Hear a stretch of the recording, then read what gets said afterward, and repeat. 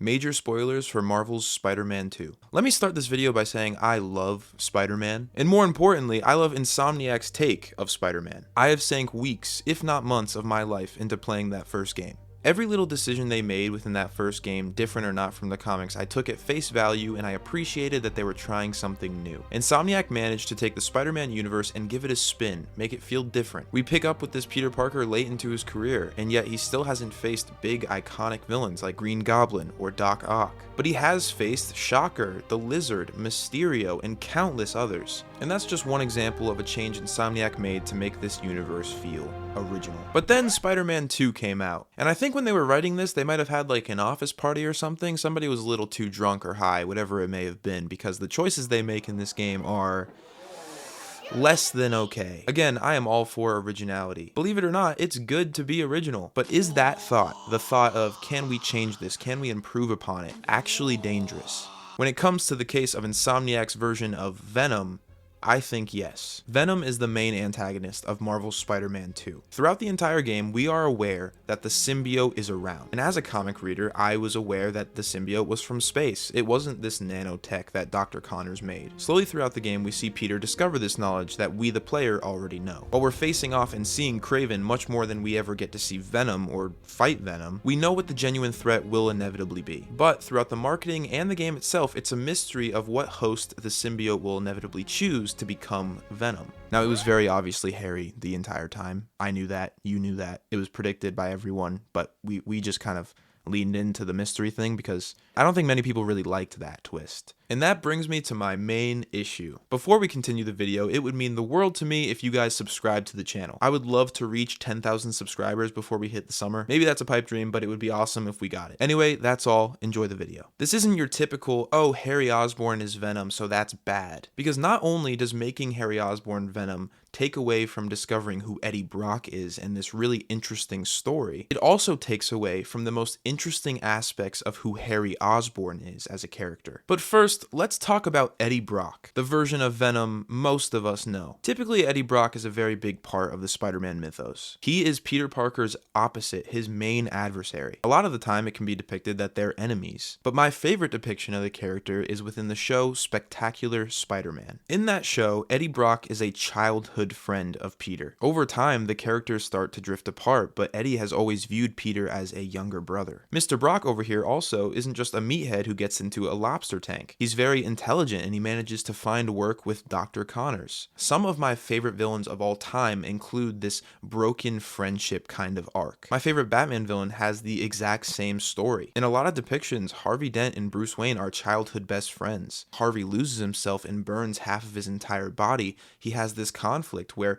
he hates Batman. He doesn't know that Batman and Bruce Wayne are one and the same. He doesn't know that this friend he held so close to him at one point is also the man trying to take him down. And I think Spectacular Spider-Man managed to kind of evoke that same emotion from me, where Venom, the main adversary of Spider-Man, arguably his biggest and worst villain, next to Green Goblin of course, also happens to be Peter's best friend from childhood, someone that he loved and looked up to as an older brother. Now again, this isn't every depiction of Eddie Brock, and I'm not saying that this is the direction that Insomniac would have went with if they decided to use the character. What I'm saying is Eddie has a very big part in Peter's life no matter what direction you take him in. Whether they meet at the Bugle and they become arch enemies because one takes better photos than the other, or if they're childhood best friends. Brothers that genuinely love each other but are forced to fight because one of them fell to addiction. Just straight up peak, dude. I can't say it any other way. Writing Eddie Brock out of this game is a huge mistake in my opinion. As far as we're concerned, the character might not even exist. I know we see his name on a card in the first game, but that can easily be retconned. How would you even introduce the character now? He can't be another Venom. You just dedicated an entire game to this plot line. There's no need to do it again. But now we get to the part that genuinely makes me angry. The Harry Osborn of it all. One of my favorite versions of the Green Goblin storyline has completely been eradicated.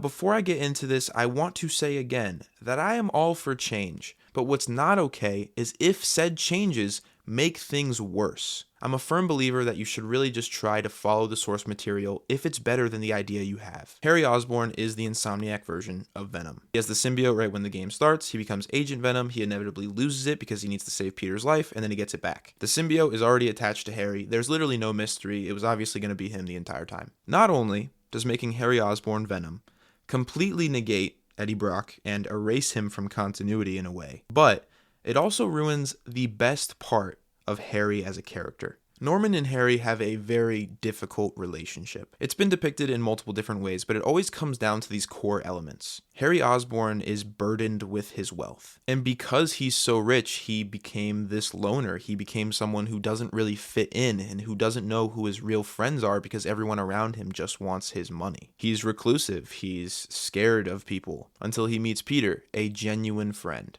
Norman Osborn is a father who is incapable of loving. He's someone who's cold and calculated, someone who wants his son to succeed, but when his son isn't succeeding, he shows a genuine distaste for him. So much so that he favors his best friend in the entire world directly in front of him on multiple occasions. Initially, when I first dived into Marvel's Spider-Man 2, I thought I knew what direction it was going to go in. I held the opinion the entire time that they were hiding Eddie Brock from us, that Harry Osborn was the red herring. One of the first trailers we got for the game made it extremely obvious that Harry was going to be Venom, and I thought that was a smart, calculated misdirection. I was very wrong. What I thought was going to happen was he would start with the symbiote.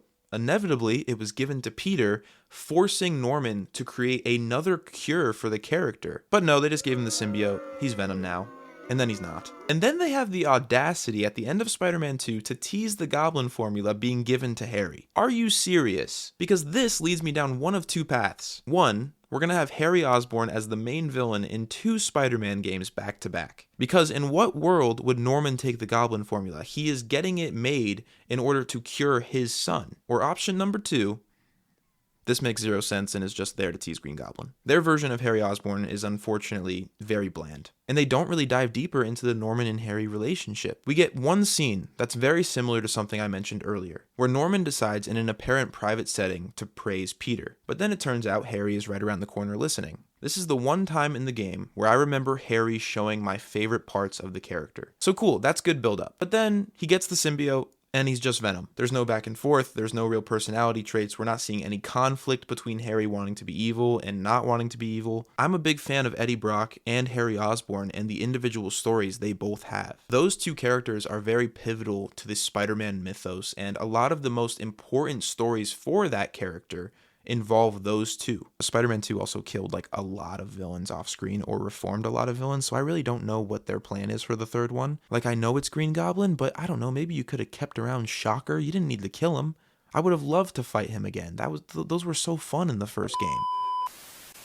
Hey, thank you guys for sticking around to the end. I hope you enjoyed this video. I know it's been a long time and there's been countless videos about why this version of Venom doesn't work for somebody else, but still, I thought it was worth talking about. Also, comment below. Let me know what you guys thought of this version of Venom. Did you enjoy the Harry Osborn twist, or do you kind of have a distaste for it like me? I'm very curious what the general consensus is because I haven't really looked into it that much. Anyway, that's it from me. Stay tuned for more content. I have a lot coming your way, and I'll see you in the next one.